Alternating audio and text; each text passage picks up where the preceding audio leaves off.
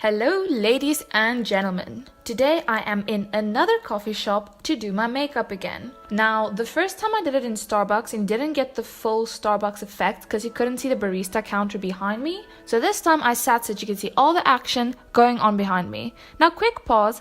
I didn't know there was a microwave on campus. I learned something through this video. I'm glad I know it's there now. But anyways, I already have primer on. I sprayed it before I left home. So I started immediately with applying my concealer underneath my eyes, on my eyelids, between my brows, on my nose, and a bit around my chin. This is a more lightweight type of routine that I do. I just put the concealer everywhere and blend it out to brighten up the darker areas and to cover spots instead of applying foundation everywhere. And then to finally set all that to make sure it's not shiny or looking funny, I apply setting powder all over my face with my fluffy kabuki brush and just blend it all in.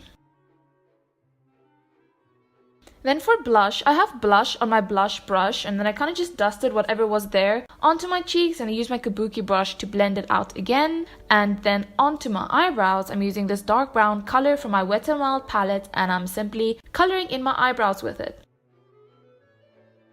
And there are a bunch of people around me, as you can see, but there's a big thing on the table in front of me, so I could actually inconspicuously place my phone there to kind of record what I was doing without people picking up on the fact that I'm recording what I'm doing, which makes it a lot less weird than if you have a tripod there and people can see exactly what you're doing. So I got a bunch less weird stares, unless someone paid enough attention to see I was actually doing my makeup. Yeah, people didn't really look at me that bad, except for this one barista. He came to say hi. And also because there was so much movement around me, people didn't seem to notice me doing my makeup even though I was sitting bam in the middle of the shop, which is great. I am not complaining. There were a few people that noticed, like my friends would walk by, they would wave at me, they would know immediately exactly what I'm doing.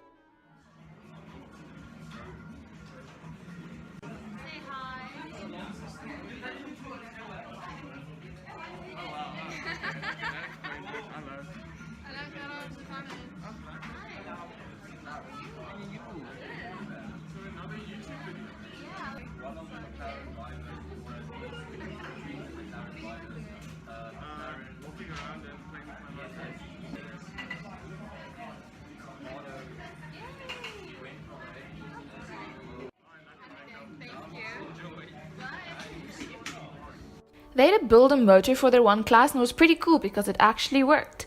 But anyways, for my eyeshadow, I'm picking up this transition shade and I first applied it with a fluffy blending brush and then I'm using this flat yet still fluffy brush to kind of sharpen up the cat eye look. I applied a darker color in all the same areas, applied it with the same flat brush to kind of sharpen it up and in my crease, and then I just blended it out with my fluffy blending brush to just make sure everything's nice and smooth, but there's still enough color for everything to be defined. Picking up that shimmery gold color, which is kind of a highlight, I'm just going to work with what I have and I'm going to apply it in all the typical highlighting areas because this girl can't live without a little bit of shimmer.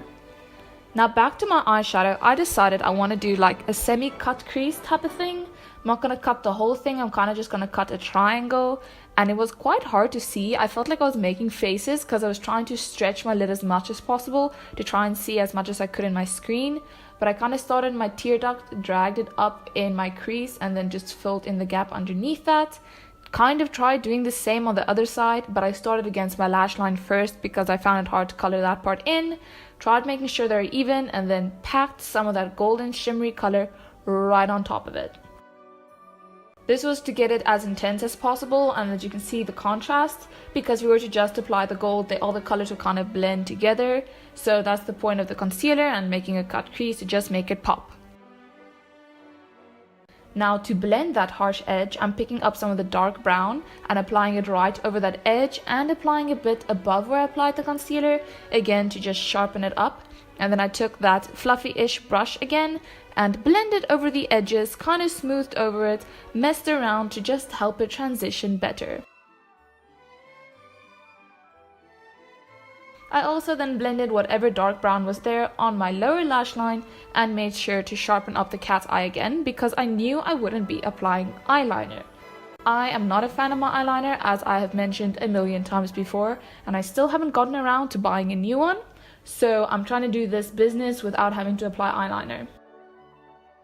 Anyways, after a quick little bit of highlight and contour with what I had with me, I'm gonna curl my lashes, and I accidentally pinched myself, so that's what happened there. But now they're curled. Next, I'm gonna use this mascara and I'm gonna apply it all over my lashes to make them pop, because I'm a lash girl, and as much as I love false lashes, I am not good enough at putting them on to put them on every single day, so I'm gonna make my mascara work for me.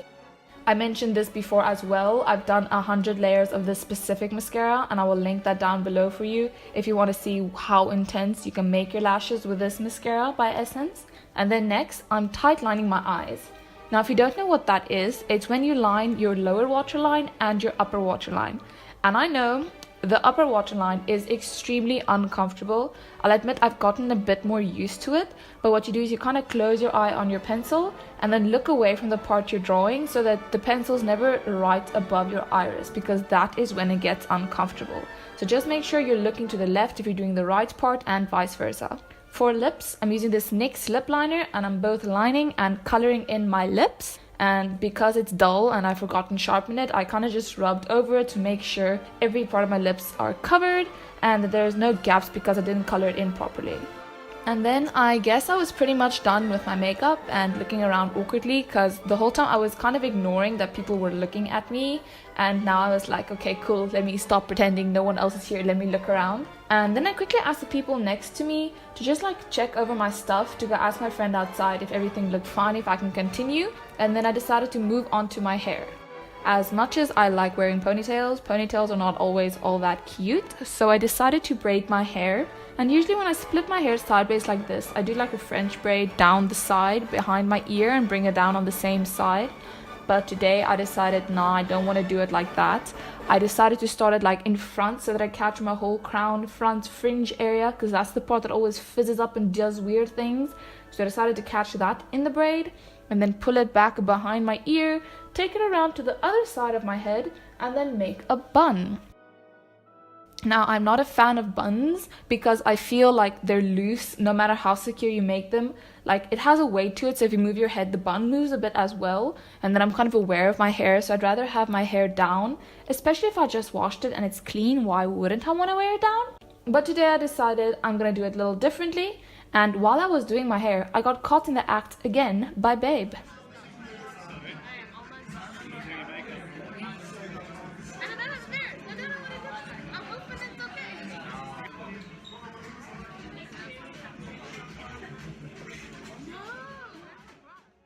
So after a quick touch up, I made myself a sock bun. I will link a video down below for you on how to make a sock bun and how to do the side braid type of thing, so that you can see what I did there. But basically I then just rolled it up with this donut, put an elastic around it and pinned it against my head, so it didn't like stand away from my head but rather sat against my head. And my hair was nice and out of my way. I went to work after this and my hair didn't bother me the whole evening.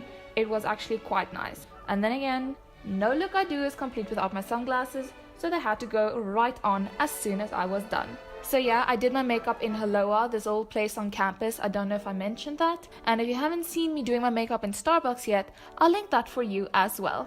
Anyways, thank you so much for watching, and until next time, bye!